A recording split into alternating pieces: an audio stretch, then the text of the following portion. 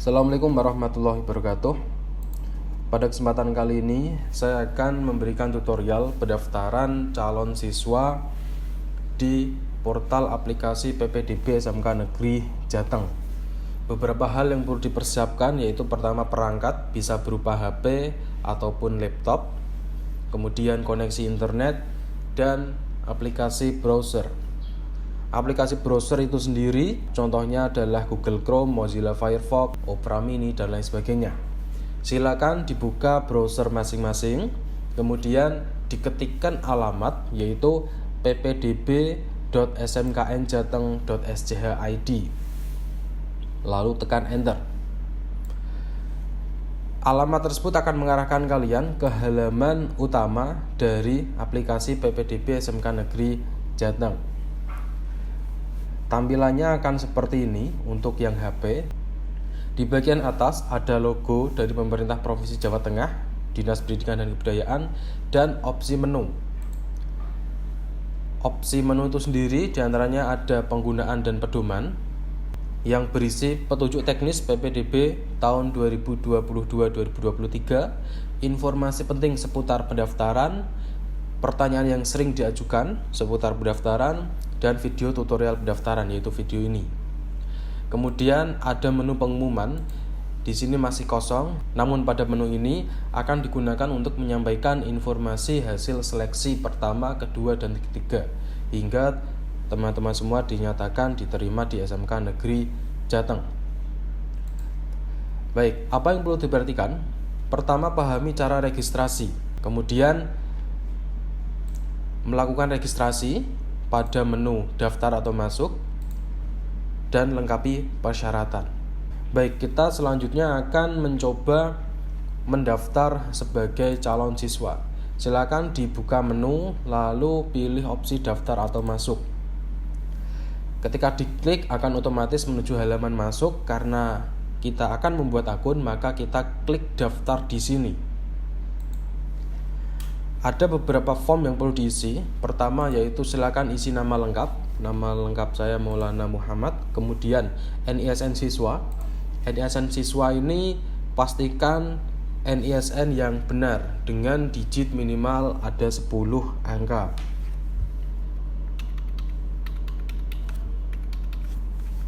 Lalu tahun lulus. Apabila kalian lulusnya tahun ini berarti ditulis 2022, apabila tahun kemarin ditulis saja 2021. Kemudian nama ibu. Nama ibu di sini digunakan untuk mereset password apabila teman-teman semua lupa password akun masing-masing. Nama ibu di sini harus ditulis menggunakan huruf besar karena kredensial itu sifatnya sensitif akan huruf besar dan huruf kecil. Jadi untuk memudahkan silakan diisi menggunakan huruf besar. Lalu di bawah sini ada gambar captcha. Gambar captcha ini adalah kode unik yang selalu berubah-ubah setiap merefresh halaman. Ditulis di bagian bawahnya sini.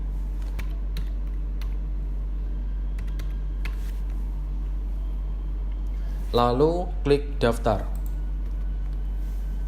Begitu teman-teman mendaftar akan muncul notifikasi yaitu PPDB SMK Jateng says selamat, nama Anda berhasil mendaftar pada PPDB SMKN Jateng SCID. Lalu akan dibuka informasi berupa username dan password. Username ini adalah nomor induk siswa nasional kalian yang tadi digunakan untuk mendaftar, dan passwordnya ini adalah kode unik. Ketika muncul notifikasi ini entah di komputer atau di HP, silakan bisa dicatat atau di screenshot. Kalau sudah dicatat, lalu tekan OK. Nah, teman-teman akan dialihkan ke halaman utama lagi. Selanjutnya yang dilakukan yaitu login atau masuk ke aplikasi. Caranya ke menu lagi, ke opsi daftar atau masuk. Username atau NISN yaitu NISN kalian yang tadi digunakan, lalu password adalah password yang tadi diberikan.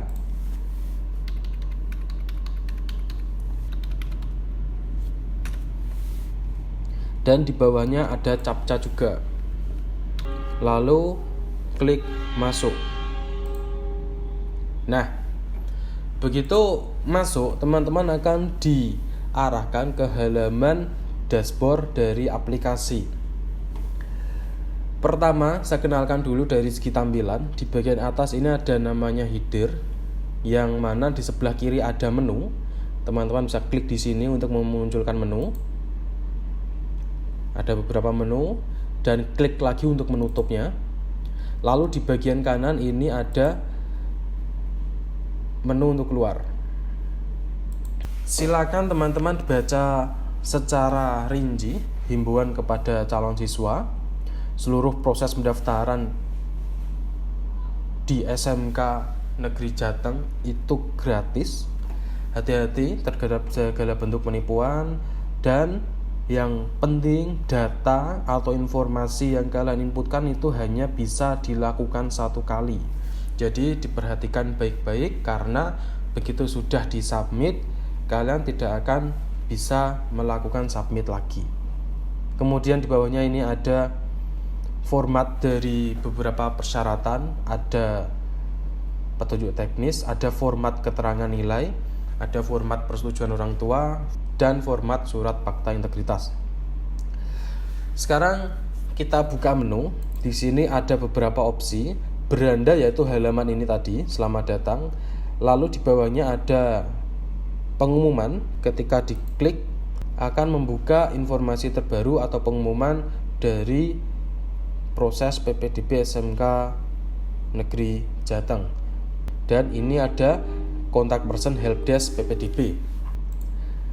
Kemudian ada pohon karir. Pohon karir ini yaitu bisa teman-teman lihat caranya, bisa diklik tahan lalu lihat gambar di tab selanjutnya untuk SMK Negeri Jateng di Semarang, SMK Negeri Jateng di Pati, SMK Negeri Jateng di Purbalingga. Selanjutnya ada form pendaftaran dan pengumpulan berkas. Dua ini adalah syarat utama untuk mendaftar. Meskipun teman-teman sudah bisa login ke halaman ini namun belum mengumpulkan form pendaftaran dan pengumpulan berkas, maka pendaftaran teman-teman belum bisa diproses. Sekarang kita menuju form pendaftaran. Di sini ada tanggal pembukaan dan penutupan. Ini masih tanggal uji coba, nanti akan diisi sesuai tanggal pendaftaran. Kemudian teman-teman bisa memilih jurusan. Untuk jurusan, di sini teman-teman hanya diperkenankan untuk mengisi satu pilihan jurusan dan satu kampus, Semarang atau Purbalingga atau Pati. Jangan sampai salah mengisi. Semisal di sini saya contohkan untuk mendaftar ke SMK Negeri Jateng Semarang, jurusan Bisnis Konstruksi dan Properti. Lalu NISN di sini tidak bisa dirubah, nama juga. Lalu nomor induk kepegawaian. Ini ada di KTP. Apabila belum punya KTP bisa dilihat di KK. Tanyakan ke orang tua. Kemudian nomor KK itu yang ada di atas dari KK. Lalu nomor HP dianjurkan menggunakan nomor WhatsApp. Gunanya apa? Karena nanti akan ada verifikasi manual dari pihak panitia. Kemudian tempat lahir diisi sesuai tempat lahir kalian. Tanggal lahir diisi mulai dari tahunnya, semisal kelahiran dari tahun 2006 bulan Juli tanggal 19 misal. Lalu jenis kelamin, agama, lalu status anak, apakah anak kandung atau anak asuh. Kemudian data tempat tinggal dimulai dari alamat. Silakan diisi alamat lengkap kalian dari desa, RT, RW, nama jalan, kota. Kemudian RT, RW, dusun, lalu kelurahan atau desa, lalu kecamatan, lalu kota atau kabupaten, lalu kode pos. Dan alat transportasi ke sekolah, ini maksudnya adalah ketika kalian SMP. Apakah jalan kaki, sepeda, motor, mobil, atau angkutan umum. Selanjutnya yaitu data orang tua, pertama dari ayah, status, lalu nomor induk, ini ada di KTP atau KK, nomor KK, nama lengkap ayah, kemudian pekerjaan ayah, lalu pendidikan, apakah tidak sekolah, apakah lulus SD, SMP, atau SMA, atau diploma, atau sarjana. Selanjutnya data orang tua yang ibu dimulai dari status, kemudian nomor induk kepegawaian ibu, nomor KK, nama lengkap ibu, pekerjaan ibu, dan pendidikan ibu. Sekarang ke kondisi siswa dan keluarga. Kondisi tinggal. Di sini ada beberapa opsi, yaitu apakah tinggal bersama kedua orang tua, atau bersama salah satu orang tua, atau bersama sanak saudara, atau yatim, atau piatu, atau yatim piatu. Lalu jumlah orang tua yang bekerja, diisi apakah kedua orang tua bekerja, atau hanya ayah, atau hanya ibu, atau dua-duanya tidak bekerja. Lalu jumlah tanggungan orang tua, di sini ada 1 anak, 2 anak, 3 anak atau lebih, maksudnya adalah jumlah anak yang belum bekerja. Apabila kalian punya adik 1 misal, berarti jumlah tanggungan orang tua yaitu ada kalian dan adik 1. Sedangkan apabila kalian punya kakak 1 namun sudah bekerja, maka kakak tersebut tidak dihitung. Yang dihitung adalah yang belum bekerja. Lalu pendapatan keluarga di sini adalah gabungan dari pendapatan orang tua, ayah dan ibu, dijumlahkan apakah lebih dari 1.800.000 dan seterusnya. Kemudian data keterangan miskin di sini bisa diisi dari jenis kartu miskin, ada surat keterangan KIP dan KIPS dan nomor suratnya. Yang penting itu ada nomor suratnya. Lalu dituliskan siapa penerbitnya, apakah pemerintah desa, kecamatan dan seterusnya. Lalu tahun. Kemudian data kepemilikan rumah.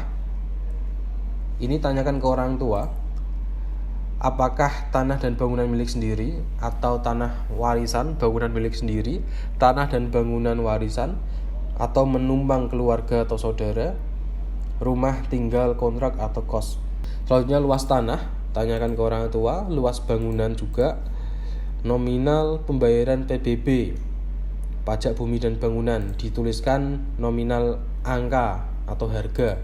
Kemudian daya listrik yang ada di rumah bisa diisi sesuai data yang ada.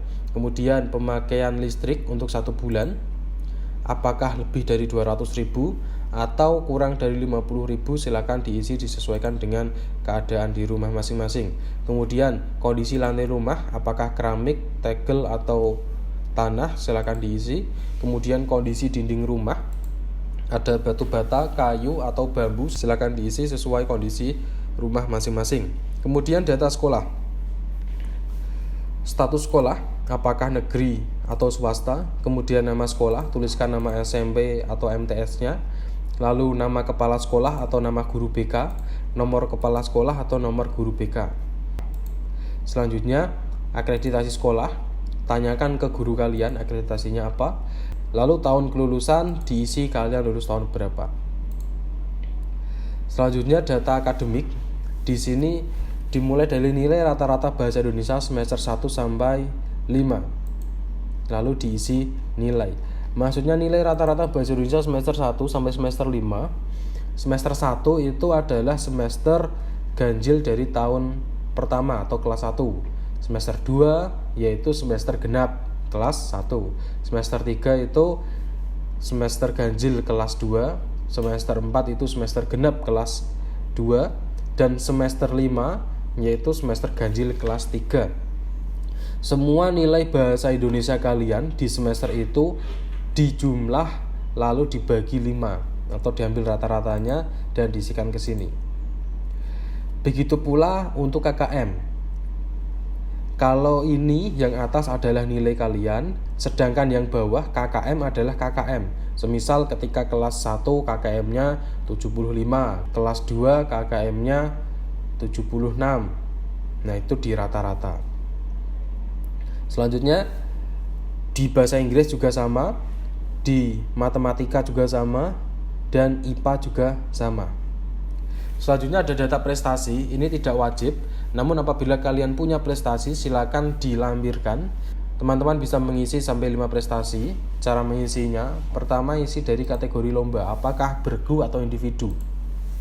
Selanjutnya tuliskan siapa penyelenggara, apakah pemerintah kota atau mungkin provinsi atau bahkan nasional.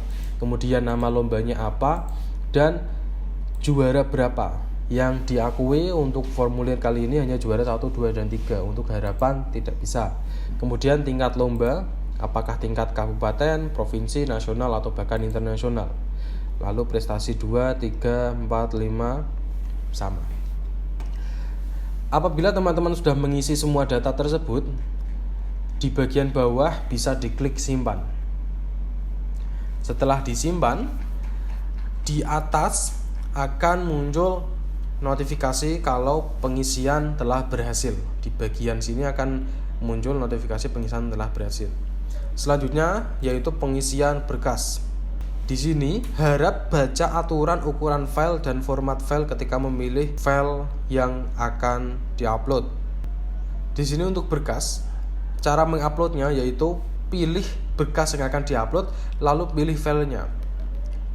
Pilih pertama dari pas foto siswa, ada fakta integritas, tadi ada formatnya, kemudian kartu keluarga, kemudian surat kematian, ini tidak wajib, surat kematian tidak wajib, KTP ayah, KTP ibu, akta kelahiran, NISN, kartu surat miskin atau surat keterangan, kemudian surat keterangan daya listrik rumah, rekening listrik, pembayaran pajak bumi dan bangunan, surat keterangan nilai rata-rata, kemudian surat rekomendasi kepala sekolah, slip gaji terakhir orang tua, kemudian piagam penghargaan, ini tidak wajib, namun silakan disertakan apabila punya.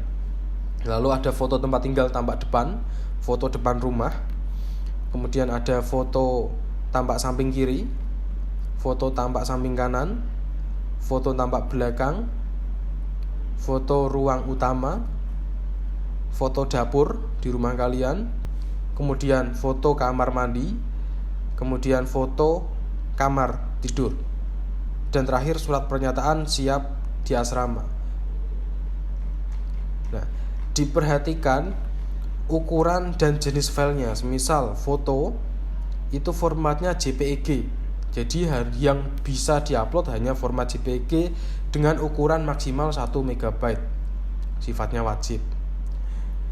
Di sini kartu keluarga formatnya PDF, jadi hanya bisa mengupload PDF.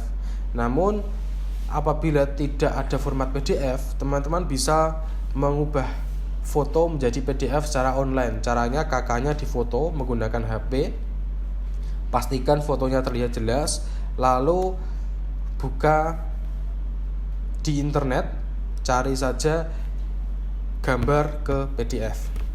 Semisal teman-teman mau mengupload foto, diklik lalu pilih file, teman-teman akan diarahkan ke file di HP dan diupload foto.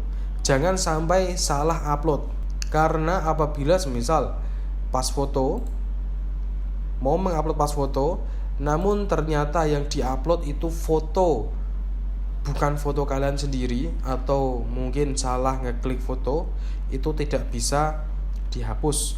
Maka perhatikan lagi sebelum mengupload. Nah, apabila teman-teman mengupload berkas dan ukurannya lebih besar dari 1 MB, maka akan ada peringatan data gagal diupload. Cek kembali ukuran file dan tipe file Anda. Jadi perhatikan lagi ukuran, karena apabila ukurannya terlalu besar, sistem akan menolak secara otomatis. Begitu teman-teman selesai mengisi form pendaftaran dan pengumpulan berkas, pendaftaran teman-teman baru bisa diproses oleh sistem dan panitia. Teman-teman bisa mengecek status pendaftaran di bagian menu status dan informasi berkas. Apabila teman-teman belum menyelesaikan pengisian form pendaftaran dan upload berkas, maka muncul tulisan berkas Anda belum diperiksa oleh panitia. Karena dokumen pendaftaran dan syarat pemberkasan itu akan dicek oleh panitia satu persatu. Nanti ketika sudah dicek, akan muncul di sini informasi ini, data dinyatakan lengkap. Nah, apabila data sudah dinyatakan lengkap, teman-teman bisa melakukan cetak form pendaftaran dan cetak kartu peserta. Di sini diklik saja, lalu klik download atau unduh. Kemudian info pendaftar, apabila teman-teman sudah mendaftar, akan muncul nama kalian di sini. Apabila datanya sudah diisi lengkap, akan muncul nama kalian di sini. Baik, untuk di dalam aplikasinya kurang lebih seperti itu. Apabila ada informasi yang kurang, silakan ditanyakan ke helpdesk di sekolah yang didaftari masing-masing. Selanjutnya yaitu cara mereset password. Di sini kita keluar dulu. Untuk mereset password, di halaman depan klik menu, lalu daftar atau masuk. Di bagian bawah ada lupa password, klik reset password. Bagian reset password akan seperti ini. Teman-teman harus mengisikan NISN, yaitu yang tadi digunakan untuk mendaftar, dan nama ibu harus menggunakan huruf kapital. Lalu diisikan captcha-nya sesuai dari gambar yang muncul, dan klik password baru.